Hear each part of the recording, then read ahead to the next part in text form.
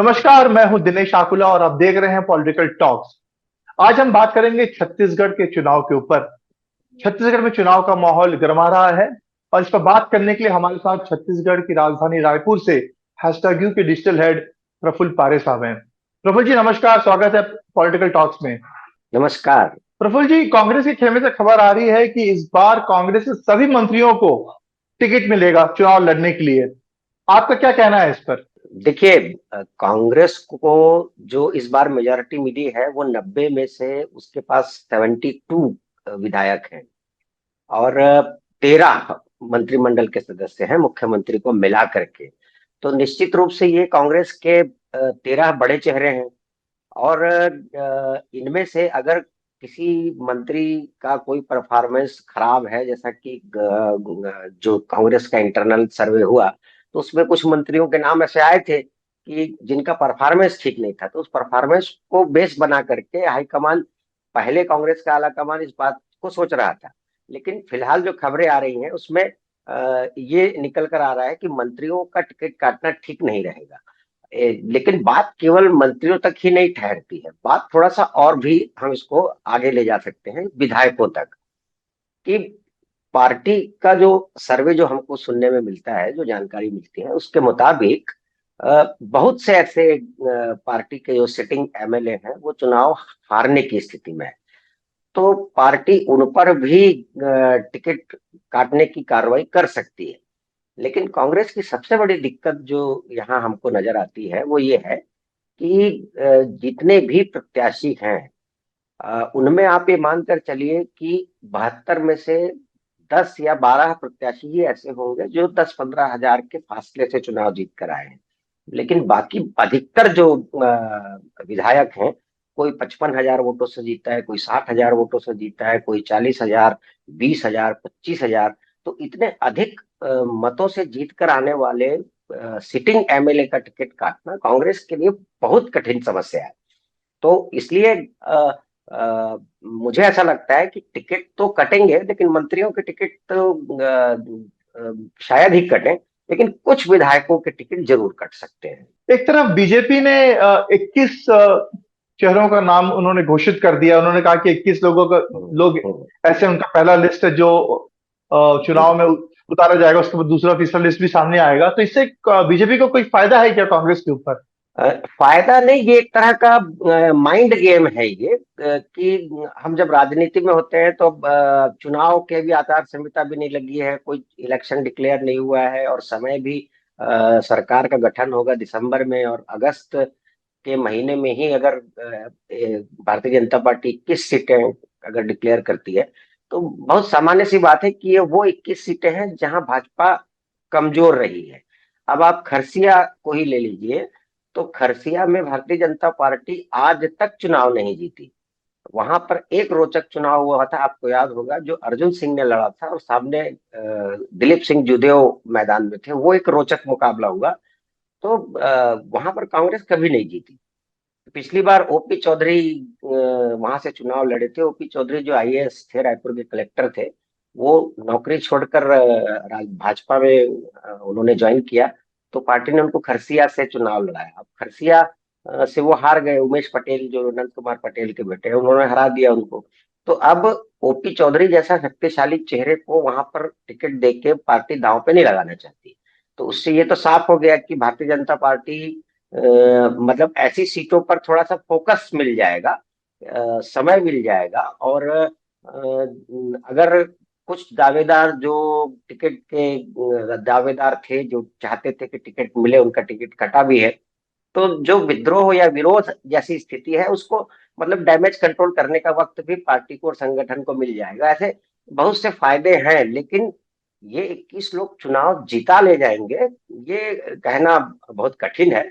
इसमें से कुछ एक जगह इन पार्टी को सफलता मिल जाए बहुत है।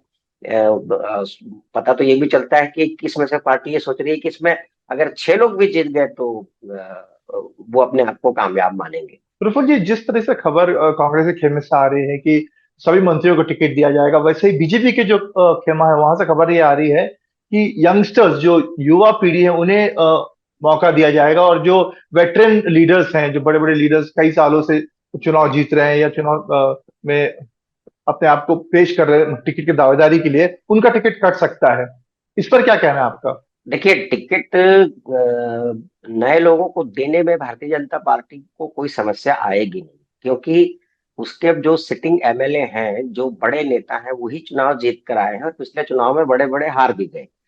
तो फिलहाल सिर्फ देखें तो 13 विधायक, अभी विद्या रतन भसीन जी का निधन हो गया, तो उसके बाद 13 विधायक भारतीय जनता पार्टी के हैं। तो पार्टी इन 13 लोगों को वापस टिकट दे सकती है, क्योंकि जो पिछली लहर में इतने विरोध के बावजूद भी जीते और अच्छे मतों से जीते हैं।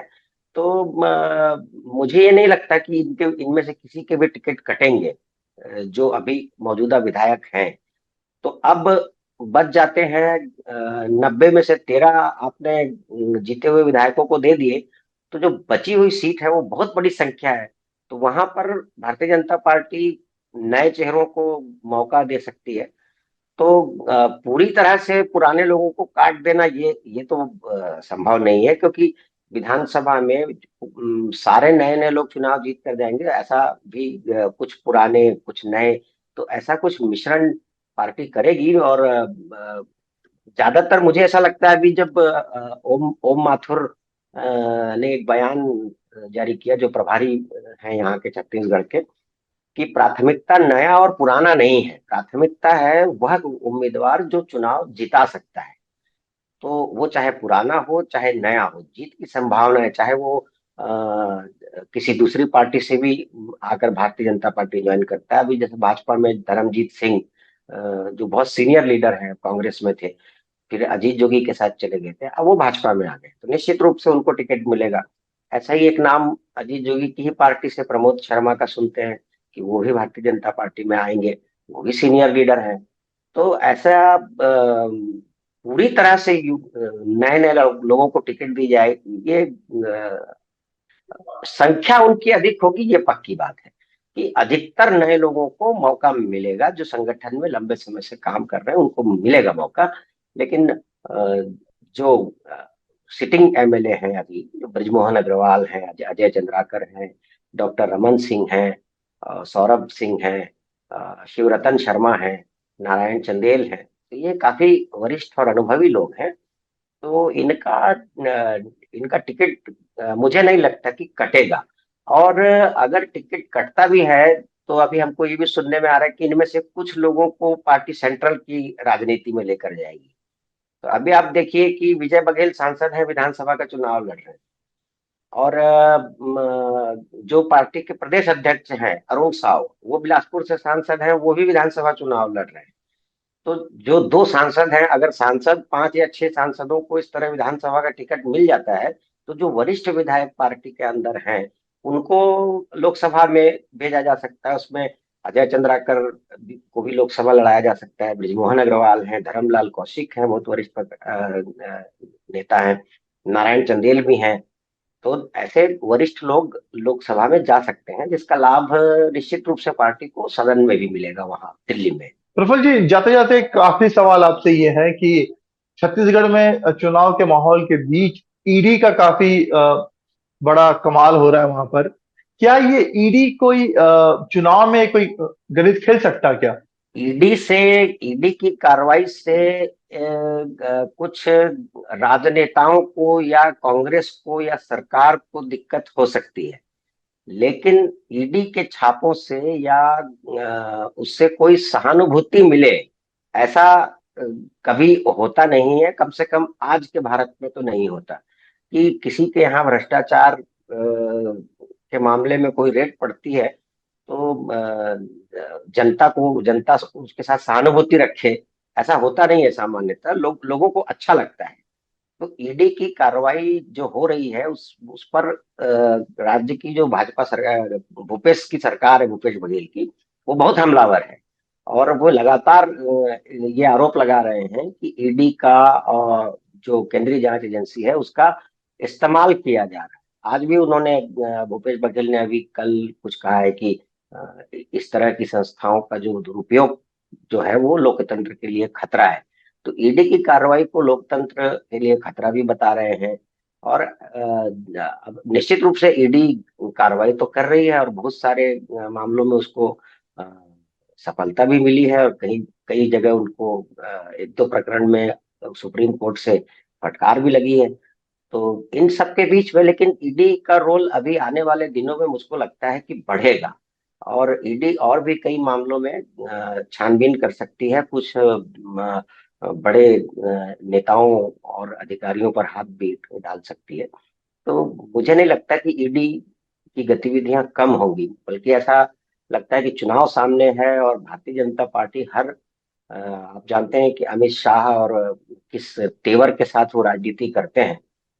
तो निश्चित रूप से कि आने वाले समय में ईडी की गतिविधियां बढ़ेंगी इसमें। अब इससे इसका लाभ किसको होगा, हानि किसको होगी, ये तो खैर वक्त बताएगा। लेकिन जिस तरह की कांग्रेस जो एक सहानुभूति बटोरने की कोशिश कर रही है कि परेशान किया जा रहा है, तो मैंने ये देखा है कि आज के भारत में इस तरह की भ्रष्टाचार विरोधी कोई मुहिम चले तो उसमें जनता की सहानुभूति नहीं होती है। बहुत बहुत शुक्रिया प्रफुल्ल जी से जुड़ने के लिए। आगे भी बात करते रहेंगे दूसरे मुद्दों के ऊपर छत्तीसगढ़ से। आज के लिए इतना ही। शुक्रिया, धन्यवाद। धन्यवाद धन्यवाद।